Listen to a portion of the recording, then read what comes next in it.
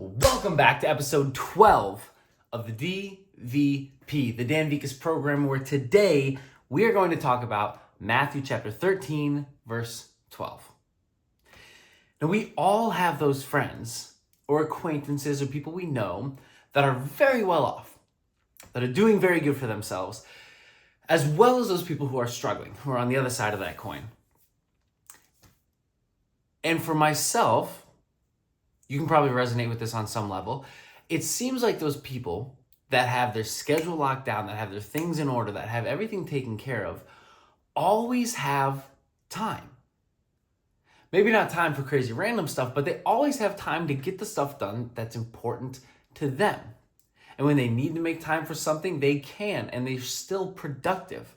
It doesn't cost them their focus or time towards anything else. And on the other side of that coin, again, those folks who seem to never have any time, but who also seem to not have anything in order. Matthew 13:12 says, "For those who have, more will be given, and they will have an abundance. But from those who have nothing, even what they have will be taken away." And if you're watching this rather than listening, I've got my Bible down here, that's where I'm looking. But for those who have, more will be given, and they will have an abundance. But for those who have nothing, even what they have will be taken away.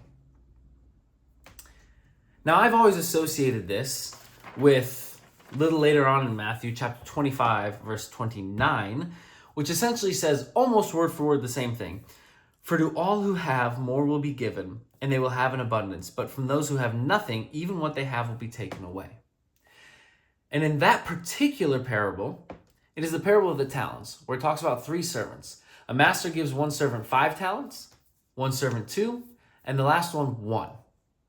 And he says, "Hey, I've given you this according to your ability to steward and look after." And then he goes away for some time. And when he comes back, the servant who had 5, he now has 10. And the servant who had 2, now he has 4. The servant who had 1 hid it away because he was scared of his master and only has the 1. And so for the servant who has turned the 5 to 10 and the 2 to 4, the master praises them, says, "You're great. I'm going to give you more responsibility. You can now share in the riches and the wealth of your master." And to the one who has 1, he calls him cursed and wicked, takes it from him, and gives that talent to the guy who had 10, who now had 10. And at some point, I used to think that doesn't seem fair. The reality is, I'm going to apply this to us.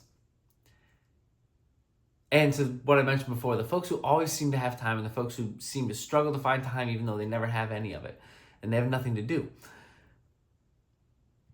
We all have 24 hours a day.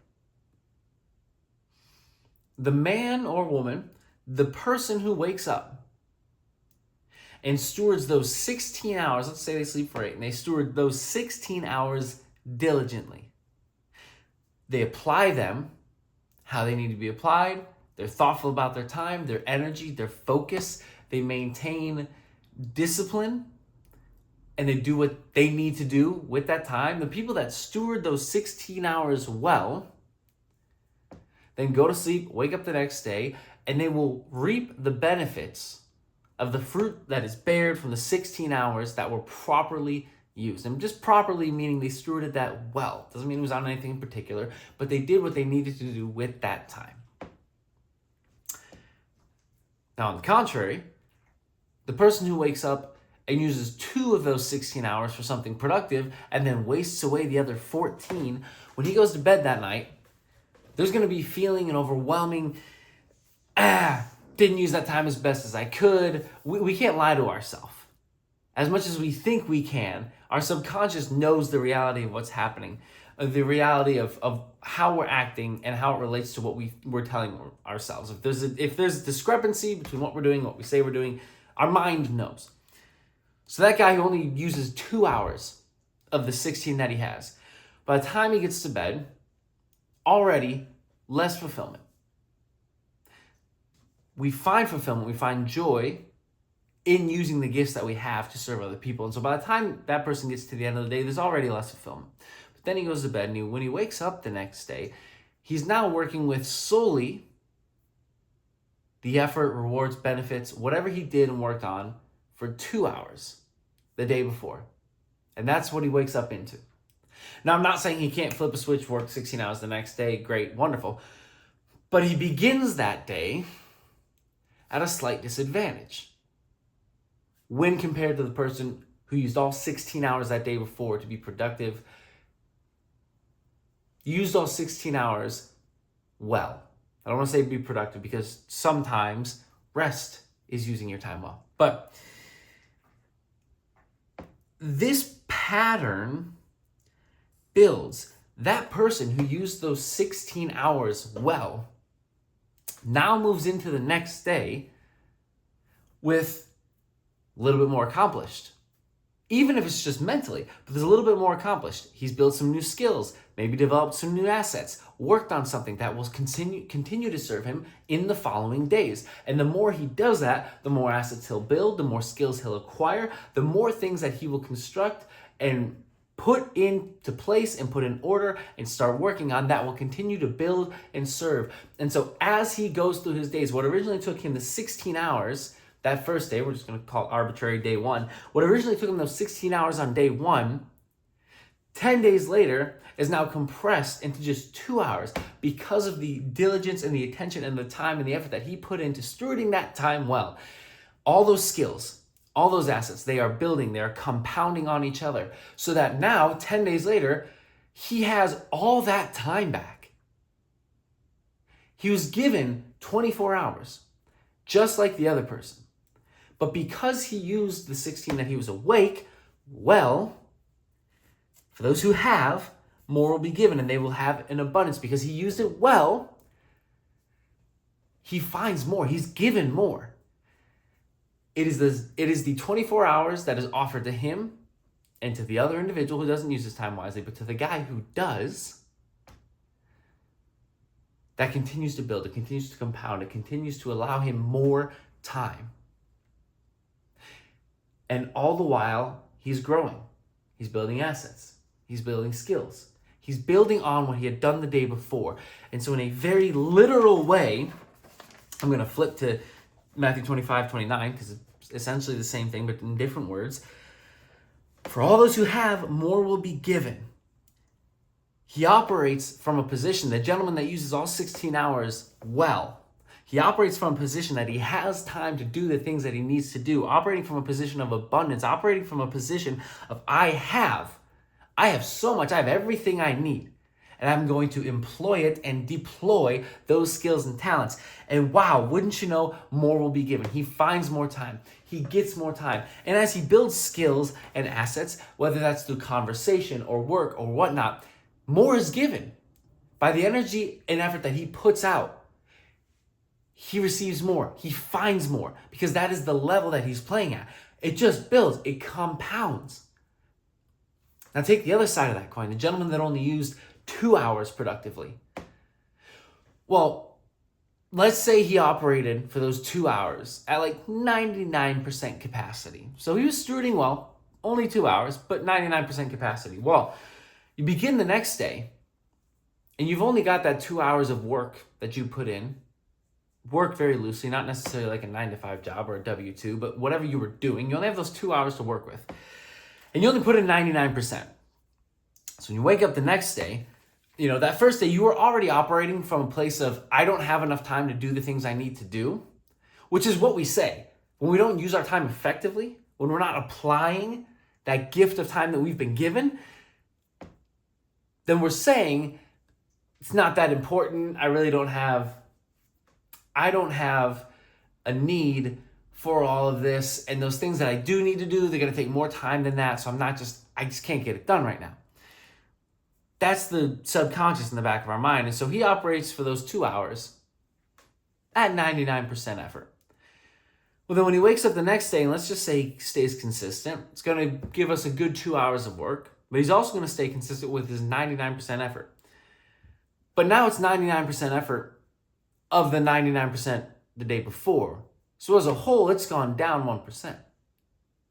And that pattern is going to follow day 1 to day 10. Every single day, just 1% less effort. Because the less he gets done, the less time he'll feel like he has to get things done, which will mean he feels like he has more to get done, but he recognizes that he doesn't have enough time to get that. And so how could I get that done? Which is demotivating. Boom, boom, boom, down, down, down, down. From those who have nothing, even what they have will be taken away. From the beginning, he's operating from a place that I don't have what I need. I don't have the time, I don't have the talent, I don't have the necessities, I don't have the focus, the attention, the skill, whatever it is. So I can give 2 hours of work, but that's it. Well, guess what? By a very literal nature of not applying himself, because he's coming from this position of, I don't have it, I don't have enough. Well, guess what? From those who have nothing, even what you have will be taken away. And so he's going to give less and less effort because every day he's working from a greater deficit because of the day before, because he didn't apply himself. And when it says will be taken away, well, now he has to get something. At a certain point, if you're not moving to get your duties done, I'm trying to avoid the word priorities because it's kind of an oxymoron. You can't have more than one priority because priority is number one. I'm working on that.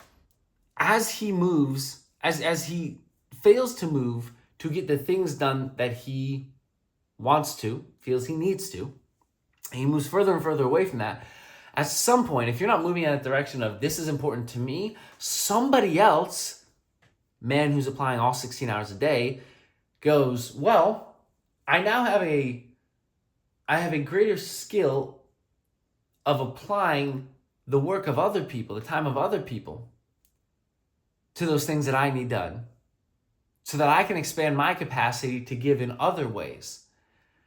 And that in itself is giving. You're giving someone an opportunity to do something meaningful because they're not choosing to do it themselves. And so what he had, the man that only used 2 hours, those 2 hours that he had will be taken away. And eventually, all of his time is going to be used to serve someone else's purpose, someone else's goal, someone else's time. The capacity of the man who was faithful with all 16 hours, stewarded that well, is limited in some way. We're human beings. We can't be everywhere at all times. We're not omnipresent. And so, at some point, physical capacity is limited. But that person operating at 16 hours a day never feels like they're limited. To those who have, more will be given to them. Well, if I've run out of the ability on my own, if I can't physically be doing this, I can find people who will do it. And what can I can exchange money for their time. And they'll do it. They'll take care of it. And because they're not operating from a position necessarily of working towards something that they're passionate or big on, which by the way is not necessarily a bad thing, they can help with whatever it is I'm working on. And my capacity has expanded, not because I've found more time in the day. We got 24 hours. But my capacity has expanded because now I've connected with people who are willing to lean into that and build and work on it. And so it's not a zero-sum game. It's not necessarily that the person who only had 2 hours is doomed. But if that person who's only utilizing 2 hours a day doesn't ever feel like I have time or energy or the ability to do the things that I want to do, that's fine. That's the story you're going to tell yourself. Guess what? Man who's using 16 hours has something for you to do. He's got you. It was a bit of a mind stir, so to speak, thinking about this earlier, because I've always thought about this in terms of money. I've always thought about the parable of the talents, right? And for those who have, more will be given, and they'll have an abundance. For those who have nothing, even what they have will be taken away. I understood the concept financially, but I never thought about it in terms of our time. The principle, of course, is the same. In the parables, Jesus uses parables because it relates to what is understood and understandable in the culture of the people that he's talking to. But it is the living word. It surpasses time. It's divinely inspired. It is just as applicable to you and I today with our time as it was to the sower of seeds or the master and his servants with the talents. If you feel like you are not that friend who always has time, can always get stuff done, if you feel instead that you're always trying to find time, I would challenge you and I'd argue that you do, it's a fact, you do have everything you need. And we're told that over and over again. And I don't know the scriptures off the top of my head, and I haven't got them marked. But there are many that talk about, hey, don't worry about it. Focus on today. You've got enough to worry about today. The rest will be taken care of. Do you not see the lilies in the field, the birds in the sky? Aren't they taken care of? You are loved so much more. You'll be fine. You have everything you need. With God, all things are possible. But if you find yourself more often than not feeling that you're crammed for time, you don't have it, you don't have enough, I would challenge you, pause and look at your life and see the areas where you're not necessarily employing the best version, the most capable version of yourself. Those talents that the master gave the servants, when the master comes back, and that servant that had 5 turned it into 10, he said, Master, you handed me 5 talents. This is Matthew 25, verse 20. Master, you handed me 5 talents. See, I've made 5 more. His master said to him, well done, good and trustworthy slave or servant. You have been trustworthy in a few things. I will put you in charge of many things. Enter the joy of the master. I somewhat lost my train of thought while I was reading that to you. I completely lost my train of thought. But that's okay. If it's important, it'll come back. Found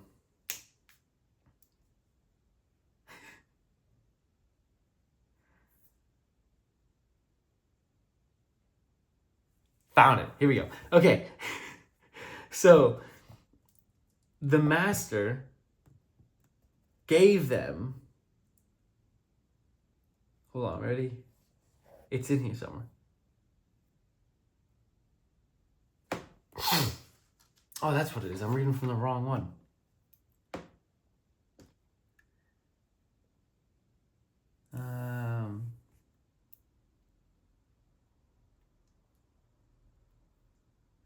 Anywho, what the parables say is that they were given according to their ability. So if you're floundering all the time, it's not that you don't have the time, energy, effort, focus, but it's that you're not using it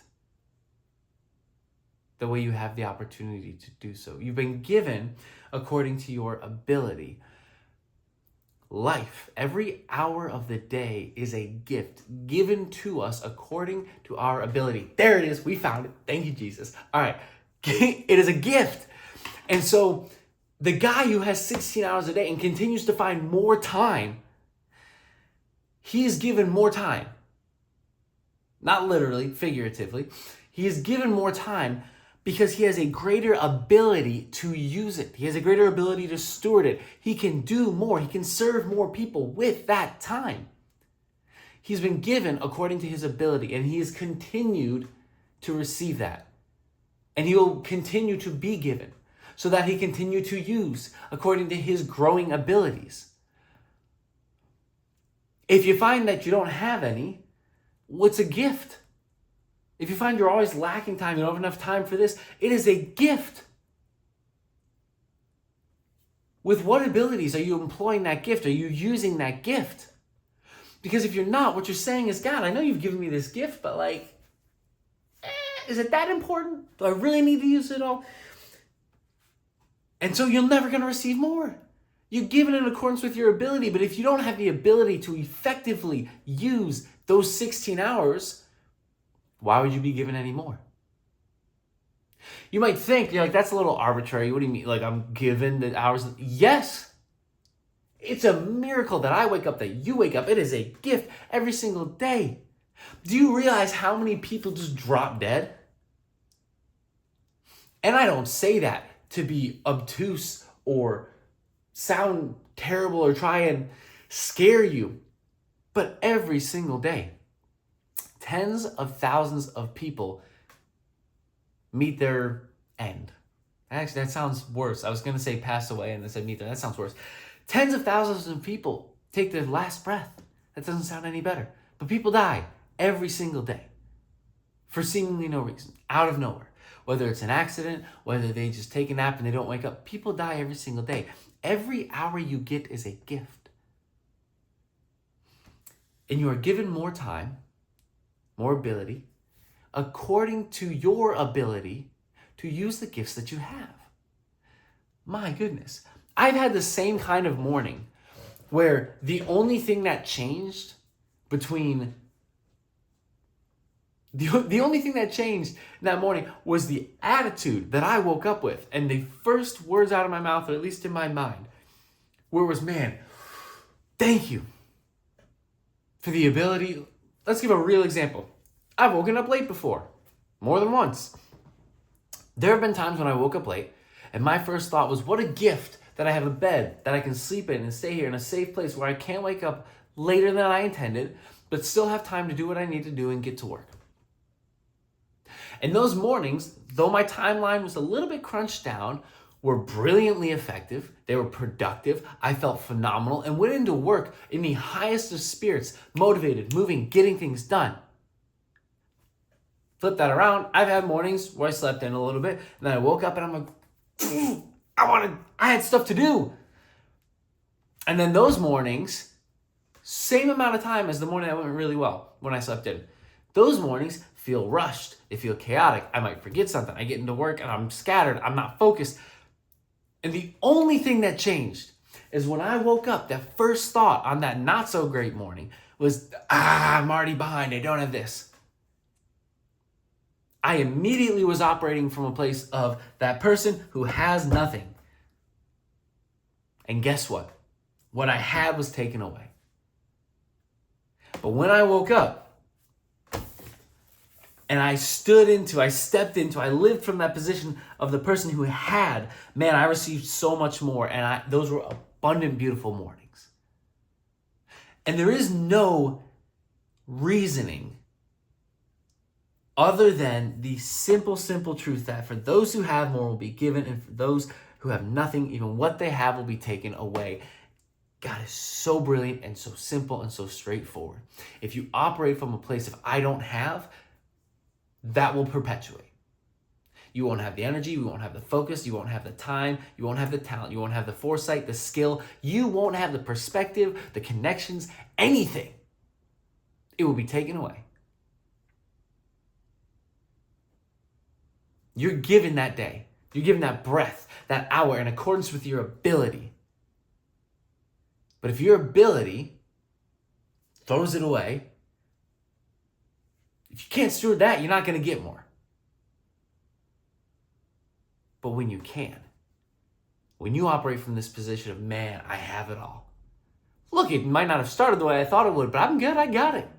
What a gift, I have it all. You're going to find it. You're going to find more. You're going to find more time. You're going to find more ability. You're going to find more assets, more skills, more connections, more clarity, more discipline, more discernment, more of everything, more life, more of Jesus. Because it's there. It is there. It's a gift. Everything is a gift. And that first breath when you wake up in the morning. And when you live and operate from a position of, I know this is a gift.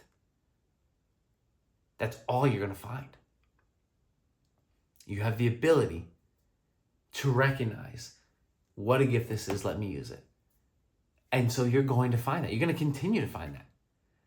If you can find a gift in something that might not be productive, like waking up a little late, How much easier is it going to be to find a gift in something that's actually good? Fresh air, a walk in the morning, an animal that loves you unconditionally, a job that pays you well, that allows you to focus and connect with people and utilize your time. You will find it. For all those who have, more will be given, and they will have an abundance. But for those who have nothing, even what they have will be taken away. You have everything you need. You will find more, and you will be blessed abundantly.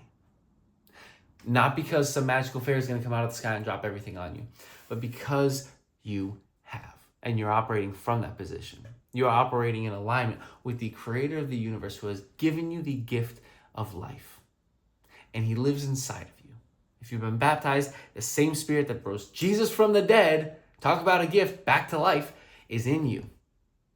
And you will find more and more opportunities because you're using the abilities and that gift that you've been given to create more life, more blessing, more for other people, just more. It's there every single day. Thank you for tuning in to episode 12 of the Dan Vigas program. I hope you have a wonderful night. This has been episode 12, the DVP. I'm working on the sign out. Let's get it.